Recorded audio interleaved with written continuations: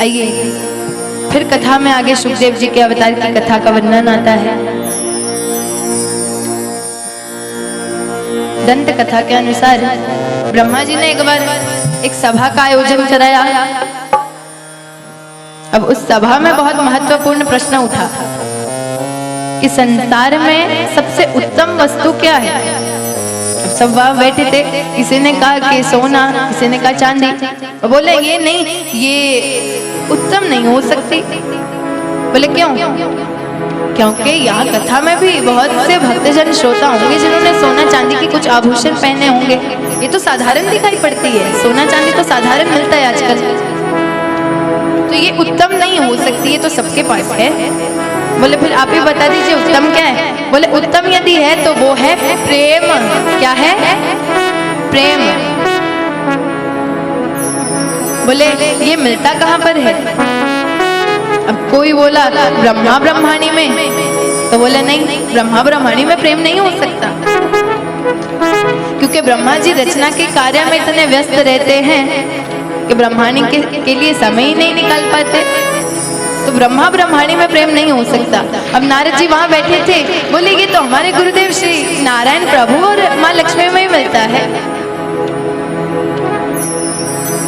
बोले प्रेम उनमें भी नहीं हो सकता। बोले क्यों? उनमें क्यों नहीं हो सकता? अरे गजेंद्र के मध्य रात्रि में पुकारने पर भगवान लक्ष्मी मैया को अकेले छोड़ के चले गए। यदि प्रेम होता तो साथ लेकर के जाते, अकेले नहीं छोड़ के जाते। बोले फिर आप ही बता दीजिए महाराज प्रेम किसमें है? बोले ये तो पार्वती मैया और हमारे भोले बाबा में ही मिलता है। प्रेम से कह दीजिए राधे राधे। एक तो ये उनके आधे अंग पर विराजती हैं, और दूसरा बाबा ज्यादा से ज्यादा समय कैलाश पर्वत पर मैया के साथ व्यतीत करते, कभी अकेले नहीं छोड़ते मैया को। बोले अच्छा। नारद जी को बात कुछ ठीक नहीं लगी, क्योंकि उनके नारायण प्रभु का नाम नहीं ना आया। अब बोले यदि मैं इनमें झगड़ा करा दूं तो? अब सभा में सब बैठे थे, बोले झगड़ा हो ही नहीं सकता, करा दो। बोले ठीक है, करा दो तो करा दो, तब की तब देखी जाएगी। नारद जी उस समय की भाल में कि कब बाबा उनको कैलाश पर्वत पर, बाबा गए हों और मैया उनको कैलाश पर्वत पर अकेली मिले।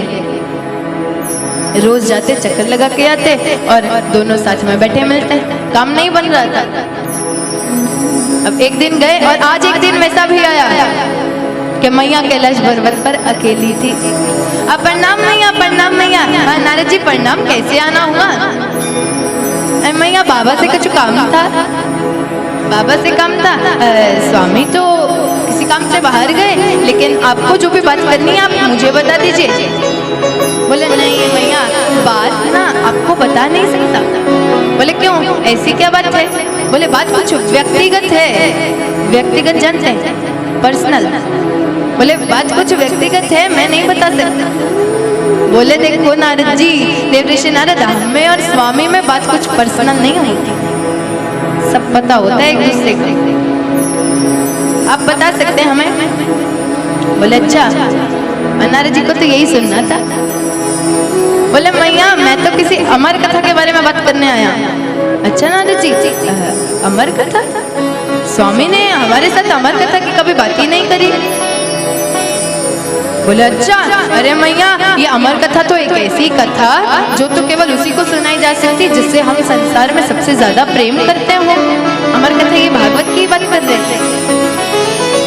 बोले अच्छा, तो अभी तक मुझे नहीं सुनाई, मतलब स्वामी मेरे से प्रेम नहीं करते? झगड़ा हो गया महाराज। नारद जी ने तो कर दिया काम, और नारद जी मैया को बोले मैया काम हो गया, अब निकलना भी तो है। नारद जी सोचे कि बात सर के ऊपर से निकले, अपना झांझ में जीरा उठाओ और नारायण नारायण नारायण करते निकल पड़ो।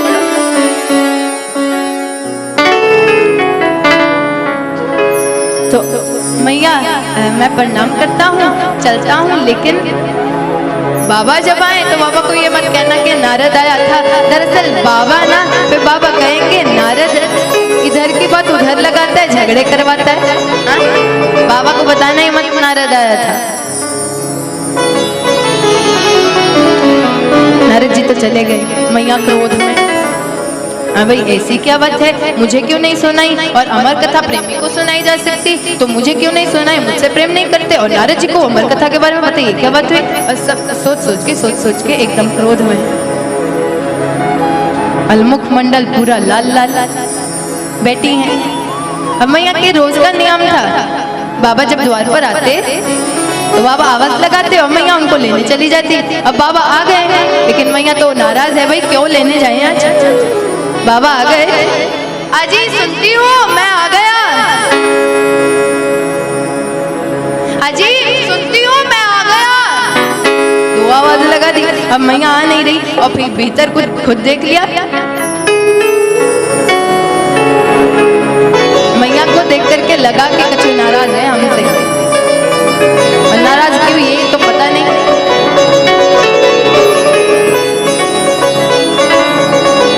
तो स्वयं भीतर चले गए, बोले देवी जी बच्चे कहाँ हैं? बोले होंगे यहाँ कहीं, दिन भर उनको अपनी गोद में बिठा के रखो क्या? बोले नहीं हमने ऐसा तो नहीं कहा, लेकिन आज आप हमें द्वार पर लेने नहीं आई। महाराज एक बात सुनिए, दुनिया बिगड़े तो कुछ नहीं बिगड़ा, और पत्नी बिगड़ जाए तो माने सब कुछ बिगड़ गया। क्यों? क्योंकि वही स्वादिष्ट पकवान बना के खवाती, और जिस दिन नाराज हुई उस दिन पूरी 2.5 इंच की रोटी मोटी सी बना के दे देगी, लो खा लो। बाबा कहते नहीं चलो द्वार पर लेने नहीं आई, कोई बात नहीं, लेकिन आज आपने हमें भांग भी नहीं दी। अब ये तो महाराज आग में घी डालने वाली बात कर दी, भांग भी नहीं दी। तो मैया फिर अपनी नाराजगी का कारण बताती, क्या कि तेरी भांग ना घोटी जाए, समझ ना आए, करूं क्या बोल शिवाय, करूं क्या बोल शिवाय। बाबा बोले देखिए देवी जी ऐसा नहीं हो सकता कि आप मेरी भांग से परेशान हो चुकी हूँ, क्योंकि आपने ही मुझे कितनी बार कहा है कि आपकी तो भांग घोटने में भी मुझे बहुत आनंद ही आता है, चाहे सारा दिन घोटती रहूं। बात क्या है, कारण नहीं बताओगी तो पता नहीं चलेगा। बोले आप पहले हमें इतना बताइए, आप हमसे प्रेम करते भी हैं कि नहीं? अरे देवी जी ये कुछ पूछने वाली बात है, आप जानती हैं कि हम सबसे ज्यादा आपसे ही प्रेम करते हैं, और आपसे अधिक तो किसी से प्रेम करते ही नहीं। बोले अच्छा हमसे प्रेम करते हैं, फिर ये अमर कथा क्या है? अब बाबा को बात सब समझ आ गई, नेत्र बंद किए और कुछ समय पहले का दृश्य सब सामने आ गया कि कोई ब्राह्मण देव आए हैं और अपना कार्य करके गए हैं। समझ में आ गई। बोले देखे पता चल गया बाबा को कि नारद जी ने सब किया है। अब बाबा सोचे कोई बात नहीं, देख लूंगा बाद में, देवी जी को तो मनाओ पहले। देवी जी दरअसल बात क्या है कि महिलाओं के पेट में बात पचती नहीं, ये हम नहीं कह रहे, हम स्वयं महिला हैं, ये तो बाबा कह रहे हैं कि देवी जी महिलाओं के पेट में बात पचती नहीं, जहाँ 2-4 इकट्ठी हुई नहीं कि सारी बात वहीं बाहर। अमर कथा है ये, ऐसी कथा जिसको कोई भी सुनेगा तो अमर हो जाएगा, अमरता प्रदान करती है। ये कथा किसी को ऐसे ही तो सुनाई नहीं जा सकती, इसलिए हमने आपको नहीं सुनाई। अभी आप अभी वचन दे दे कि हाँ मैं किसी को नहीं सुनाऊंगी, तो मैं अभी श्रवण करवा दूं आपको। बोले हाँ मैं स्वामी आपको वचन देती हूँ, मैं किसी से नहीं कहूंगी ये कथा के बारे में, आप हमें श्रवण करवा दीजिए ना। बोले ठीक है मैं करवाऊंगा। अब कथा को श्रवण करने के लिए बाबा मैया कैलाश पर्वत की ऊंची शिला पर कल्पतरु वृक्ष के पास जाकर के खड़े हो गए, क्योंकि उसी के नीचे कथा करनी थी। बाबा ने कथा को आरंभ करने से पहले पहली ताली लगाई। किस तरह लगाइए? बस एक थाली लगाई। एक ताली लगाई तो कैलाश पर्वत पर जितने जीव जंतु थे वो सब धरती पर आ गए। क्यों? क्योंकि बाबा और मैया के बिना, बाबा और मैया की सेवा ये कथा कोई और ना सुन ले। सब जीव जंतु धरती पर भेज दिए और बाबा ने दूसरी ताली लगाई। दूसरी ताली तो बाबा का जो त्रिशूल था ना, उससे सब कैलाश का चक्र काटा, चक्र लगाया कि कहीं कोई जीव छिप कर तो नहीं बैठा। इस कथा को श्रवण करने के लिए, भाई अमर कथा है, अमरता प्रदान करती, सबका मन करता है इसको सुने। तो त्रिशूल ने चक्र लगाया कैलाश पर्वत का और तीसरी ताली लगाई। तीसरी ताली लगाई तो ठंडी ठंडी हवाएं चलने लगी। वातावरण अनुकूल हो तो और मजा आ जाता है कथा श्रवण में। अब कथा को आरंभ करने से पूर्व बाबा ने बता दिया, देखिए देवी जी, ये एक ऐसी कथा है जिसको आरंभ करते ही जो निद्रा रानी है ना, ये श्रोता को, माने सुनने वाले को अपनी गोद में सुला लेती है। कहीं आप कथा सुनती सुनती सो गई और हम कथा में बताते बताते मगन हो गए, ध्यान मगन हो गए, ध्यानस्थ हो गए, तो हमें पता कैसे चलेगा कि आप कथा सुन रही हैं या सो रही हैं। इसलिए हमारी हर बात के बाद में आप स्वामी ऐसे कहते रहिएगा। कैसे कहना है? स्वामी। आप भी हमें बताते रहिएगा, आप सो तो नहीं रहे। स्वामी ऐसे कहते रहिएगा। मैया ने कहा ठीक है स्वामी, हम ऐसे कहेंगे। अब यहाँ बाबा ने कथा आरंभ कर दी और जैसे ही यहाँ कथा आरंभ हुई, वो कल्पतरु वृक्ष के ऊपर एक अंडा था, वो फूट गया और उसमें से एक नन्हा शुक बाहर निकला। शुक जानते हैं? तोता। वो नन्हा शुक बाहर निकला। प्रथम स्कंद, द्वितीय स्कंद, तृतीय स्कंद, चतुर्थ और आगे आगे आगे आगे नवम और दशम स्कंद की जब बारी आई कथा में,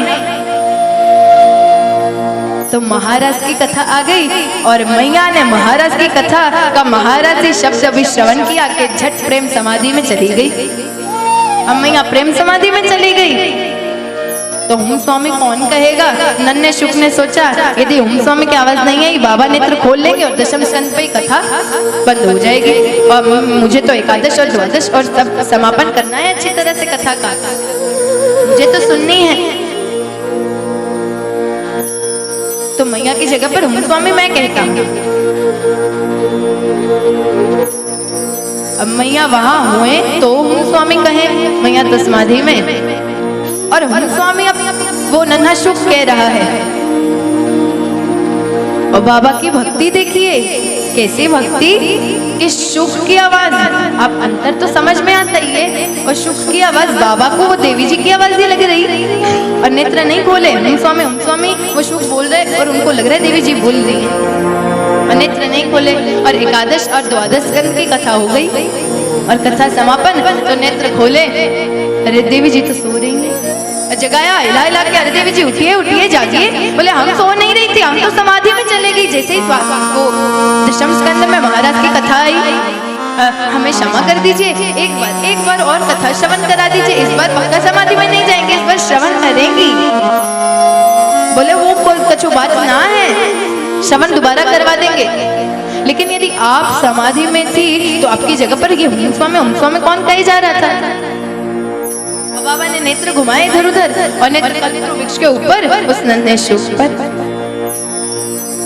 अब तो महाराज बाबा के नेत्र लाल, हाथ में त्रिशूल और क्रोधित मुद्रा में। अब आगे आगे शुकदेव, पीछे पीछे भोले बाबा, आगे आगे शुकदेव, पीछे पीछे भोले बाबा, आगे आगे शुकदेव, पीछे पीछे। आज नहीं छोड़ूंगा इसे, आज तो इसे मार के ही रहूंगा। 3 लोग 14 भुवन का चक्र काट लिया।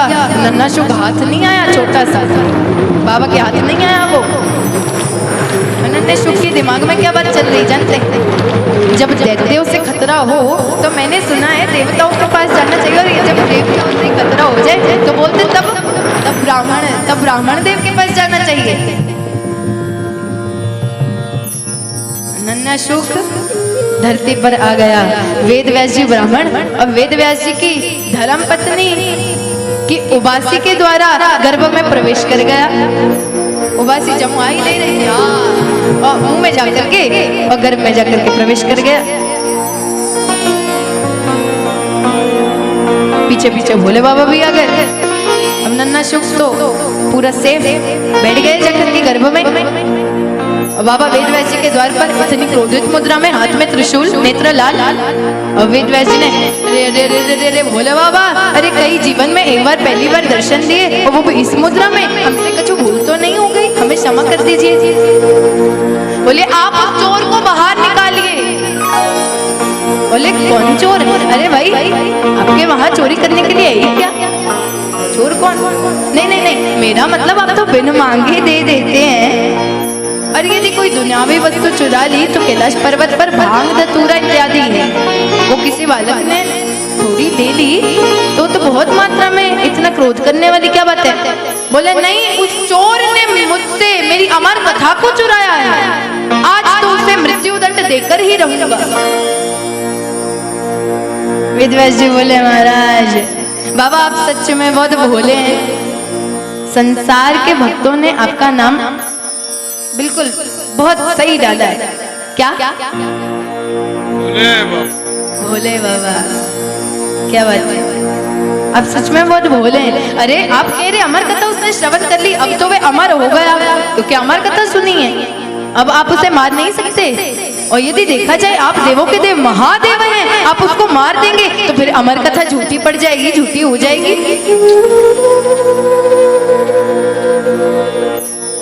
बोले मारूंगा नहीं, बंदी तो बना सकता हूँ ना। और वेदव्यास जी ने इसके आगे भी उत्तर दे दिया। बोले अहो भाग्य उस बालक के, साधारण नहीं है वो कोई बालक। यहाँ संत जन्मों जन्म तपस्या करते रह जाते और पेड़ पे उल्टा लटकते और नेत्र बंद करते और ठंडे पानी में ओम नमः शिवाय, ओम नमः शिवाय, और फिर भी आपकी एक झलक भी प्राप्त नहीं होती। जीवन में आपकी एक झलक के लिए तरसते हैं। ये अहो भाग्य इस बालक के, ये साधारण नहीं हो सकता जो जन्म लेते ही आपके यहाँ बंदी बन करके रहेगा, नित्य प्रतिदिन आपके दर्शन करेगा।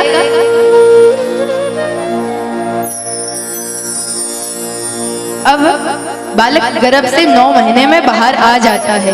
बाबा ने फिर भी उसको बालक को, नन्हे शुक को 12 महीने का 1 वर्ष का समय दे दिया और 1 वर्ष की समाधि लगा करके वेदव्यास जी के द्वार पर ही बैठ गए। नन्हा शुक गर्भ के भीतर बैठ करके छिप करके सब बातें सुनना था। बोले बाबा, अरे बाबा समाधि ली वो भी इतनी कंजूसी से, केवल 1 वर्ष की, मैं अभी यहाँ 16 वर्षों की समाधि लेकर के बैठूं। लो कर लो बात।